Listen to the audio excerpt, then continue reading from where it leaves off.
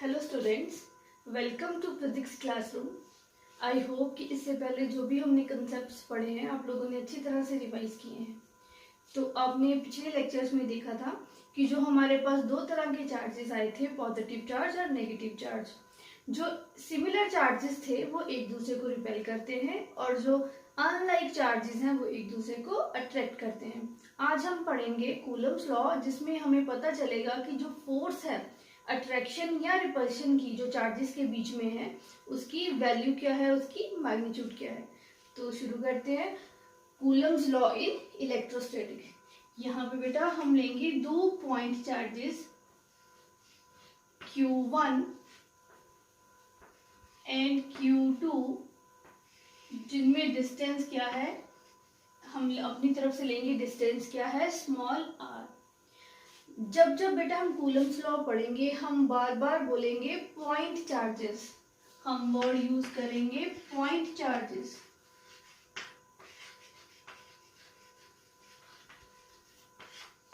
याद रखेंगे बेटा, पॉइंट चार्जेस वो चार्जेस हैं जिनकी डायमेंशंस बहुत छोटी है, मींस बहुत छोटे से चार्ज, इसीलिए इनको बोला है पॉइंट चार्जेस। जो हमारा कूलम्स लॉ है वो बताता है पॉइंट चार्जेस में कितनी फोर्स लगती है। तो हमने ले लिया एक चार्ज प्लस Q1 है, दूसरा चार्ज प्लस Q2 है और दोनों में डिस्टेंस कितना है, r। अब हमें पता है, हमारी प्रीवियस जो नॉलेज है उसके अकॉर्डिंग Q1 और Q2 दोनों सिमिलर चार्जेस होने की वजह से एक दूसरे को क्या करेंगे, रिपेल करेंगे। अब कूलम ने क्या बताया कि जब चार्ज Q1 Q2 को रिपेल करेगा तो जो फोर्स है उसकी डायरेक्शन क्या होगी, along the line joining the two charges, means this would be the force on charge 2 due to charge 1। ये हमारे पास फोर्स आएगी जो चार्ज Q1 लगा रहा है Q2 के ऊपर। सिमिलरली Q2 चार्ज जब Q1 को रिपेल करेगा तो डायरेक्शन अगेन क्या आएगी, line joining the two charges, means force on Q1 due to Q2। ठीक है, क्योंकि बेटा इसमें समझने वाली बात क्या थी, जब Q1 Q2 को रिपेल करने वाली फोर्स लगा रहा है, रिपेल कर रहा है, तो वो इस डायरेक्शन में भी रिपेल कर सकता था, इधर भी धक्का ही मारना ना, रिपेल का मतलब है धक्का मार रहा है, तो किसी भी डायरेक्शन में धक्का नहीं मारता। जो फोर्स लगती है वो लगती है along the line joining the two charges. दोनों चार्जेस को जो जब जोड़े इनके सेंटर्स को, तो जो लाइन बनती है उसी लाइन के अलोंग ये फोर्स लगेगी। ठीक है, तो ये पहला पॉइंट हमने सीखा है कूलम्स लॉ में। कूलम ने फर्दर क्या बताया, जो ये फोर्स F है, force between two charges Q1 and Q2, it is directly proportional to product of the two charges, directly proportional to the product of the two charges। कहने का मतलब Q1 और Q2 की प्रोडक्ट जितनी ज्यादा बढ़ेगी, हमारी जो फोर्स है दोनों में चार्जेस में वो भी उतनी ज्यादा बढ़ेगी। इसको मान सकते हैं equation number 1। Similarly force between two charges is inversely proportional to square of the distance between the charges, कि दो चार्जेस के बीच में डिस्टेंस है वो जितना ज्यादा होगा फोर्स उतनी क्या हो जाएगी, कम हो जाएगी। तो इसको हम लिख सकते हैं इक्वेशन नंबर 2। फ्रॉम 1 एंड 2 अगर हम दोनों को कंबाइन करें तो क्या आएगा, F proportional to Q1 Q2 over R square. दोनों को कंबाइन करके लिख दिया। अब बच्चे हमें पता है जब भी हम प्रोपोर्शनल का साइन हटा के इक्वल का साइन लगाते हैं, साथ में क्या इंट्रोड्यूस करते हैं, कांस्टेंट ऑफ प्रोपोर्शनलिटी। यहाँ पे भी ऐसे करेंगे। So F equals to some constant K Q1 Q2 over R square, where K is called as electrostatic force constant. K is called as electrostatic force constant, and this is the mathematical form of Coulomb's law, that is force between the two charges is K Q1 Q2 over R square। Value of K depend करती है बेटा दो चीजों पे, पहली nature of the medium, दूसरा system of units. Means कि अगर हम जिस मीडियम में चार्जेस पड़े हैं वो मीडियम को चेंज करेंगे तो के की वैल्यू क्या करेगी, चेंज कर जाएगी। सिमिलरली अगर हम ऐसे सिस्टम में देखेंगे तो के की वैल्यू डिफरेंट होगी और सीजीएस में देखेंगे तो डिफरेंट होगी। अब मान लेते हैं अगर हमारे चार्जेस हैं, charges are in free space, अगर हमारे चार्जेस फ्री स्पेस में पड़े हैं, फ्री स्पेस का मतलब होता है एयर या वैक्यूम, मीन्स अगर चार्जेस एयर या वैक्यूम में है देन सीजीएस सिस्टम में के की वैल्यू 1 है और एसआई सिस्टम में के की वैल्यू है 9 इंटू 10⁹ न्यूटन मीटर स्क्वायर पर कूलम स्क्वायर। के की वैल्यू बेटा एक और तरीके से लिखते हैं, K is equal to 1/4 pi epsilon naught. यहाँ पे जो बेटा एप्सिलॉन नॉट है उसको बोलते हैं एब्सोल्यूट इलेक्ट्रिकल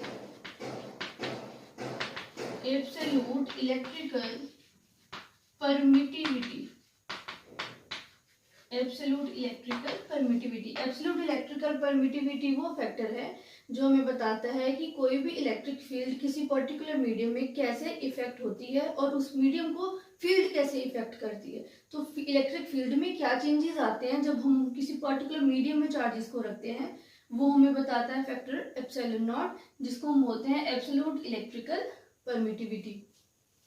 इसकी भी बेटा वैल्यू याद रखेंगे, epsilon naught is equals to 8.85 into 10⁻⁻12 coulomb square per newton metre square.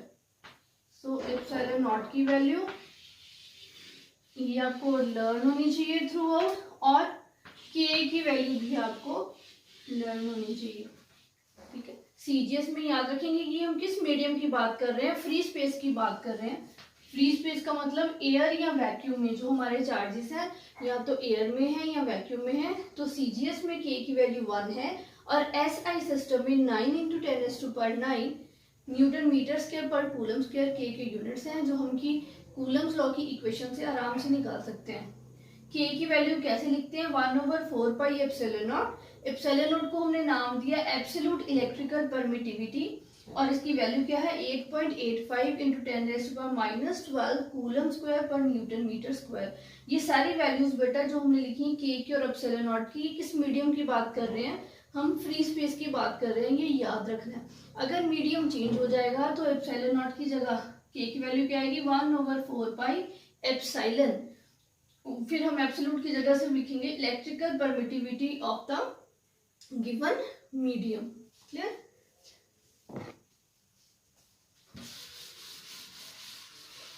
ये थी बेटा के की वैल्यू जो हमने देखी हमारी चार्जेस की क्या आएगी। अगर के को 1/4 पाई एप्सिलॉन नॉट लिख रहे हैं, इसका मतलब हम कूलम्स लॉ को कैसे लिख सकते हैं फिर, F इज इक्वल्स टू, ये था के Q1 Q2 over are square, तो के की जगह क्या लिख सकते हैं 1/4 pi epsilon naught Q1 Q2 over are square. ये है हमारे पास force between the two charges.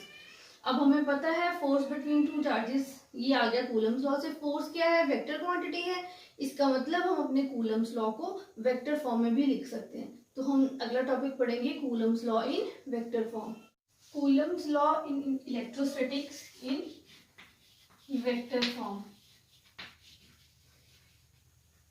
अब बेटा हम पढ़ेंगे Coulomb's law in vector form. तो क्योंकि फोर्स वेक्टर है और पोजीशन वेक्टर्स हम वेक्टर फॉर्म में जब लिखेंगे तो हमारे पास आएगा Coulomb's law in vector form. तो मान लेंगे हमारे पास चार्जेस 3 डायमेंशनल स्पेस में है, ये मान लो x axis, y axis, z axis. ये हमारे पास है Q1 चार्ज Q2, ओरिजिन को मान लेंगे O, इस पॉइंट को मान लेंगे A और ये पॉइंट B। A पॉइंट पे चार्ज कौन सा है Q1, B पॉइंट पे चार्ज कौन सा है Q2। तो Q1 का पोजीशन वेक्टर क्या आएगा OA, जिसको हम क्या लिख लेंगे मान लो वेक्टर R1। Q2 चार्ज का पोजीशन वेक्टर क्या है, OB, इसको मान लेंगे वेक्टर R2। A से B तक हम मान लेंगे हमारे पास वेक्टर कौन सा है, वेक्टर R, ठीक है, vector R from A to B। इसका मतलब position vector of Q1 charge क्या आएगा, vector OA which is equals to vector R1। Position vector of charge Q2 that is OB, ये क्या आ जाएगा, R2। Vector from A to B that is vector AB, वो हमारे पास क्या है, वेक्टर R। क्लियर। अब हम ट्राइंगल लॉ लगाएंगे ट्राइंगल OAB में और फाइंड करेंगे R की वैल्यू, क्योंकि कूलम्स लॉ में हमें क्या चाहिए, distance between the two charges R। तो हम लिखेंगे in triangle OAB using triangle law use करके क्या आएगा, vector OA plus vector AB is equal to vector OB। क्योंकि हम क्या लेते थे ट्राइंगल लॉ में, दो वेक्टर सेम ऑर्डर वाले वेक्टर्स कौन से हैं, OAAB, दोनों को ऐड करेंगे तो आएगा vector taken in opposite order OB। तो हमारे पास क्या आएगा in triangle OAB, vector OA plus vector AB is equals to vector OB। फिर से देख लो बेटा, ट्राइंगल लॉ में two vectors taken in same order, their resultant is the third side taken in opposite order, means OA plus AB is equals to OB। That is OA की value क्या है, R1, लिखेंगे यहाँ पे R1 plus AB है vector R, OB क्या है, vector R2। यहाँ से वेक्टर R की क्या वैल्यू आएगी, R2 माइनस R1। सो ये हमने ट्राइंगल लॉ यूज करके निकाली वेक्टर R की value, that is vector R2 minus R1। ये बेटा फिर से देख लो, Coulomb's law in vector form करने के लिए हमने दोनों चार्जेस Q1 और Q2 का पोजीशन वेक्टर लिया, डायग्राम में क्लियर हमने शो किया। पोजीशन वेक्टर क्या होता है, ओरिजिन को जब ज्वाइन करते हैं हम लोग उस पॉइंट के साथ जिसका हमने देखना है पोजीशन वेक्टर, तो वो लाइन क्या बताती है हमें, पोजीशन वेक्टर। मींस Q1 का पोजीशन वेक्टर क्या आएगा, OA that is R1, Q2 का position vector OB that is R2। फिर हमने ट्राइंगल OAB में triangle law of vector addition लगाया, the sum of two vectors taken in the same order equals to third side taken in opposite order, OA plus AB is equals to OB। वहां से हमारे पास आया R equals to R2 minus R1। ये equation हमने बाद में use करनी है, हम साइड पे लिख लेते हैं। हमारे पास आया vector R is equals to vector R2 minus vector R1। अब फोर्स निकालेंगे बेटा, force on charge Q1 due to charge Q2, that is force on charge 1 due to charge 2। Vector form में लिखेंगे तो साथ में वेक्टर का साइन डालेंगे। याद रखेंगे बेटा 1 2 अपनी तरफ से नोटेशन है, हमने कैसी नोटेशन ली, 1 means force on charge 1 due to charge 2, ये क्या आएगा, K Q1 Q2 over R square, ये इसकी मैग्नीट्यूड है। साथ में हम लिखेंगे डायरेक्शन क्या है, डायग्राम में से देखेंगे जरा डायरेक्शन क्या आएगी बेटा, Q1 चार्ज के ऊपर जो फोर्स लगाएगा उसकी डायरेक्शन क्या है, क्योंकि रिपल्शन की फोर्स है इस डायरेक्शन में आएगी। ये है हमारे पास force on charge 1 due to charge 2। अगर बेटा A से लेके B तक हम मान रहे हैं हमारे पास वेक्टर कितना है, R का यूनिट वेक्टर क्या आएगा, R कैप। अगर A से B तक यूनिट वेक्टर है R कैप, तो B से A क्या आएगा, माइनस R कैप। इसका मतलब यहाँ पे डायरेक्शन क्या आएगी, minus R cap. Again I repeat, हमने यहाँ पे माइनस R कैप क्यों लगाया, क्योंकि ए से बी तक हमने लिया है वेक्टर आर, फोर्स हमारी लग रही है ए बी से उल्टी, मीन्स बी से ए। अगर ए से बी है वेक्टर आर तो बी से ए क्या आएगा, वेक्टर माइनस आर। लेकिन यहाँ पे हम वेक्टर नहीं लिखते, वेक्टर का यूनिट वेक्टर लिखते हैं, वो हमें बताता है डायरेक्शन। तो आर वेक्टर का यूनिट वेक्टर क्या आएगा, आर कैप, साथ में डायरेक्शन क्या आएगी, माइनस साइन आएगा, क्योंकि डायरेक्शन क्या है, ए बी से ऑपोजिट है। इसको हम लिख सकते हैं माइनस का साइन बाहर के Q1 Q2 over are square, साथ में वेक्टर आर कैप। अब बेटा आर कैप कोई भी यूनिट वेक्टर है वो किसके बराबर होता है, vector divided by its magnitude. Unit vector क्या होता है, vector divided by its magnitude. यहाँ पे फिर आर कैप की वैल्यू लिख सकते हैं, वो क्या आएगी, minus K Q1 Q2 over are square into R cap की जगह क्या आएगा, vector R over are.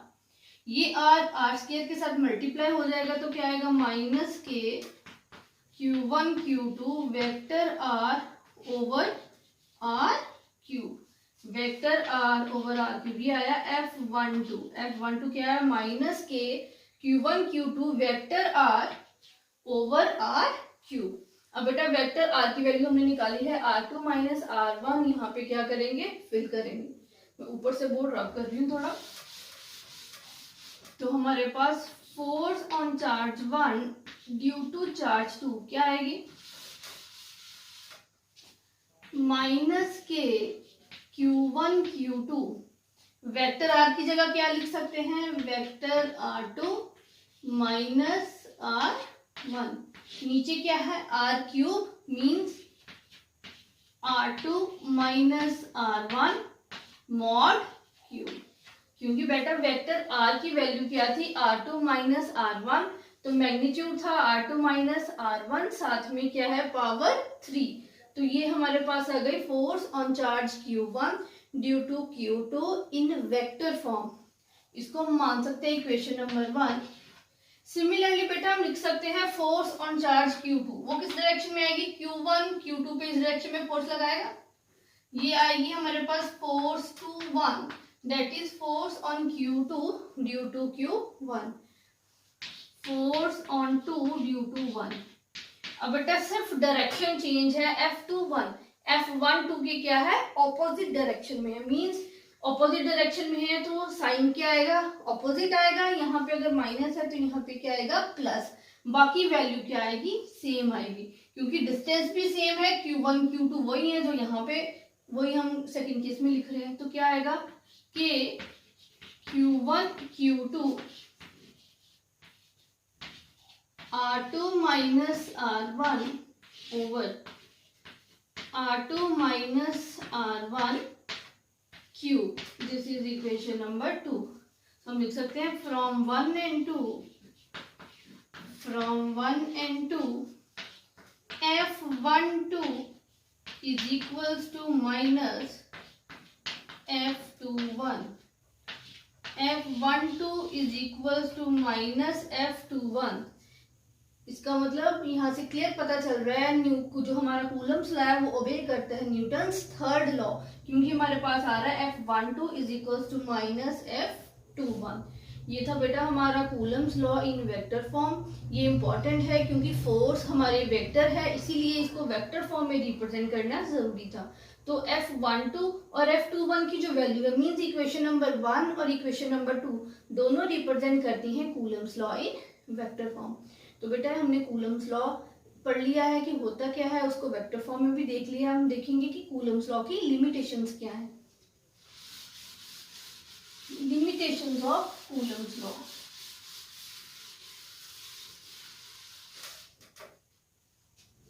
Limitations,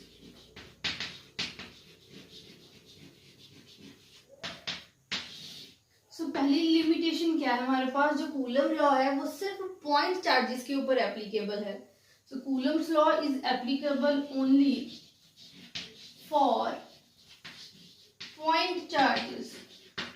सिर्फ पॉइंट चार्जेस पे हम कूलम्स लॉ अप्लाई कर सकते हैं, ये इसकी फर्स्ट लिमिटेशन है। सेकेंड लिमिटेशन क्या है कि कूलम लॉ सिर्फ उन्हीं चार्जेस के ऊपर अप्लाई है जो चार्जेस रेस्ट पे हैं। जो चार्जेस मूव कर रहे हैं उनके ऊपर कूलम्स लॉ नहीं अप्लाई होता।